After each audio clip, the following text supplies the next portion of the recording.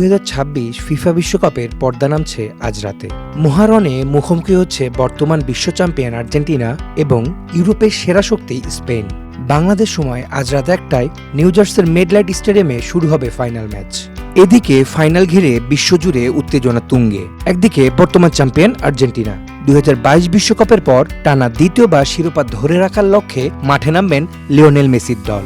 অন্যদিকে 16 বছর পর আবার বিশ্বকাপ জয়ের স্বপ্নে বিভোর স্পেন। আর্জেন্টিনা যদি আজ রাতে জিততে পারে তবে ইতালি ও ব্রাজিলের পর প্রথম দল হিসেবে টানা দ্বিতীয়বার বিশ্বকাপ জিতবে তারা। ভাঙবে 64 বছরের রেকর্ড। 1962 সালে টানা দ্বিতীয় ফাইনাল জিতে রেকর্ডটি গড়েছিল ব্রাজিল। এদিকে ফাইনাল ম্যাচটিই হবে মেসির ক্যারিয়ারের শেষ বিশ্বকাপ ম্যাচ। 39 বছর বয়সী এই মহাতারকা এবারই শেষবারের মতো বিশ্বকাপের মঞ্চে মাঠে নামবেন। তবে ফাইনালের সবচেয়ে বড় আকর্ষণ লিওনেল মেসি ও লামিন ইয়ামালের লড়াই।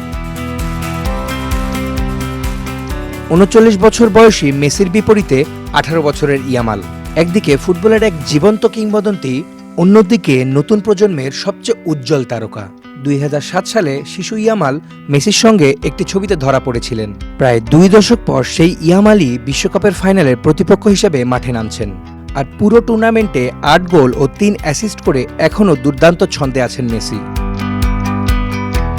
Desk report, hello Bangladesh.